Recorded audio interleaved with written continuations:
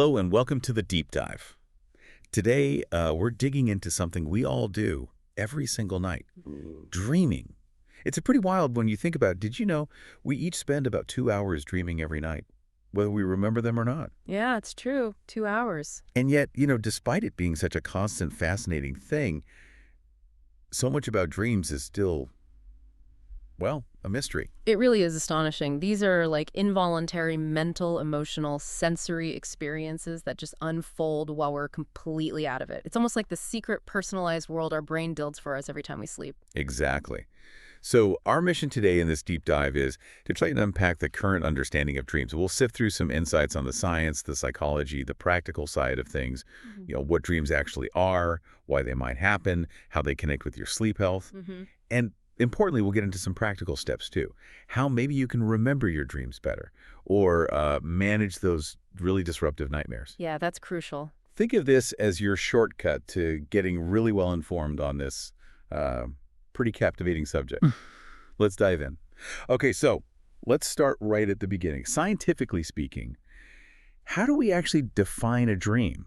Is it more than just stuff that happens when you're asleep? Well, like you said, there are these mental, emotional, or sensory experiences during sleep. And while, yeah, visual imagery is definitely the most common part, Right. dreams can absolutely involve all your senses. It's not just seeing things. And what's really interesting, actually, is that for individuals who are blind, their dreams often feature way more sound, taste, and smell components. It reflects their waking sensory world naturally. Wow. That makes sense, but it's incredible how the brain adapts like that. Yeah. So what about the general feel of a dream?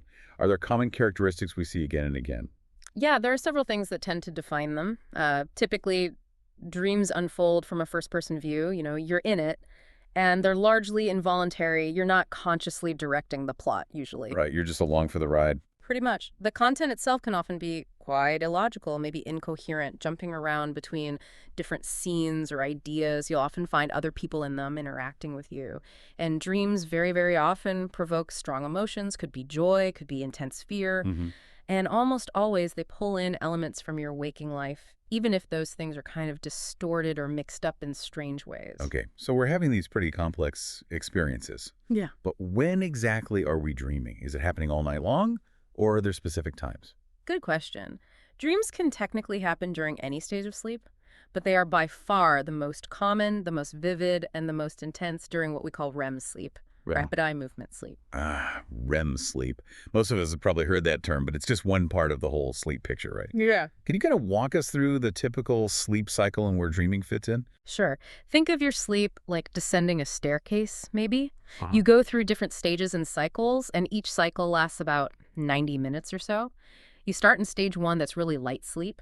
You might get those vivid images or that feeling of falling. Yeah. You're barely in. Yeah, the hypnic jerk. Exactly. Then you ease into stage two, your eye movements stop, your brain waves slow down quite a bit. After that, you hit stages 3 and 4, that's the deep sleep. Really important for physical restoration, letting your body repair itself. Okay. And only after you've gone through those non-REM stages do you typically hit your first period of REM sleep in that cycle. And that's the prime time for the really vivid dreams. Is REM sleep super important for our minds then? Absolutely. REM sleep is like a workout for your brain. It's marked by intense brain activity, almost as active as when you're awake, believe it or not. Wow. Yeah. Plus, you get increased heart rate, those rapid eye movements, changes in breathing. This stage is thought to be really necessary for things like memory consolidation, kind of sorting and storing memories. Also for revitalizing brain chemicals and generally supporting our psychological well-being. And it's worth noting most of our REM sleep happens in the second half of the night. Okay. So those really fantastical, memorable dreams, they're often concentrated in the hours just before you wake up. So if I have some really bizarre movie-like dream, it's almost definitely happening during REM sleep. What about dreams in the other stages, the non-REM ones? Are they different? Oh, significantly different. REM dreams are typically, like you said, vivid, fantastical, bizarre, often feel like a whole story. 9 REM dreams, on the other hand, tend to be much more coherent, more grounded, often feel more like just thinking or replaying recent memories rather than some elaborate production. Right. Less plot, more thought. Kind of, yeah. Okay, now for the big one, the really perplexing question. Why? Why do we dream? Is there like a definitive answer everyone agrees on? Short answer, no. That is the great debate among sleep experts. Honestly, no one knows for absolutely sure. But what's really fascinating are the different theories. They highlight some potentially vital brain functions. The research hasn't landed on one single proof, but it gives us some really compelling ideas about what our brains might be up to while we're asleep. So given it's still debated, what are some of the main contenders? What are the big ideas scientists are looking at for why we dream? Well, there are several prominent ones. One theory that gets a lot of attention is that dreaming is closely tied to memory consolidation. Okay, The idea is that dreams help strengthen our recall, integrate new information. It's like a cognitive filing system working overnight. makes sense. Another big one centers on processing emotion. Dreams might let us engage with feelings, rehearse emotional scenarios in a safe, imagined space. Sort of like the brain's way to manage complex emotions without real-world fallout. Like a nightly therapy session almost, our brain working through stuff. Exactly, that's a good way to put it. Then there's the mental housekeeping idea. Housekeeping. Yeah, the theory that dreams are the brain's way of straightening up shop, clearing out junk information, maybe inaccurate connections like defragging your computer's hard drive. Interesting analogy. Some also see it as a kind of instant replay, maybe a distorted review and analysis of things that happened recently, helping us process daily experiences. And then there's a more sort of basic view that dreaming is just an incidental byproduct of sleep, like brain activity happens during sleep, and dreams are just the noise it makes, with no real essential purpose. Though that one's maybe less popular now, given how complex dreams can be. It's truly mind-boggling, isn't it? This whole elaborate personal movie plays out every night, and we're still trying to figure out the director's purpose. Makes you wonder what's really going on in there.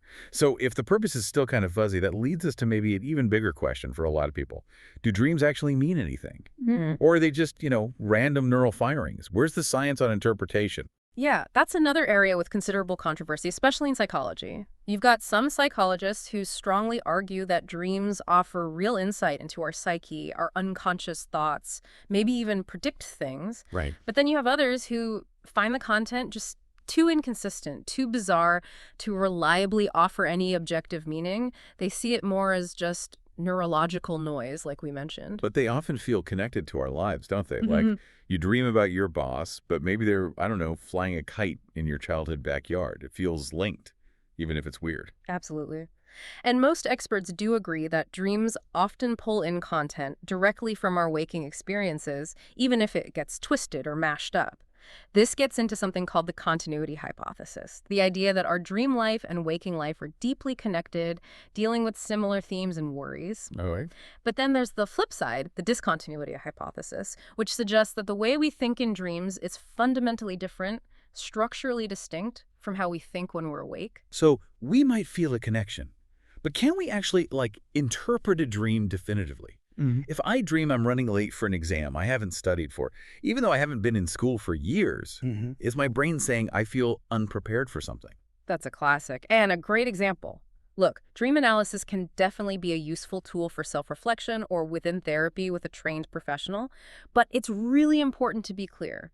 Based on the science we have now, there's no single, universally accepted, scientifically proven method to decode the specific meaning of every dream in our daily lives. It's still very much an area of exploration, not hard facts. Okay, but here's where it gets really interesting. Despite that scientific uncertainty, there are certain really common dream themes that many psychologists do think hold symbolic weight. Right. What are some of those recurring scenarios? Yes, exactly. These common themes often seem to act like symbolic mirrors to our waking concerns, giving clues about maybe underlying anxieties or hopes. For instance, that classic dream of being chased or attacked. It's not just simple fear. It can represent parts of ourselves we're afraid of or aspects of our personality, maybe negative ones that we repress.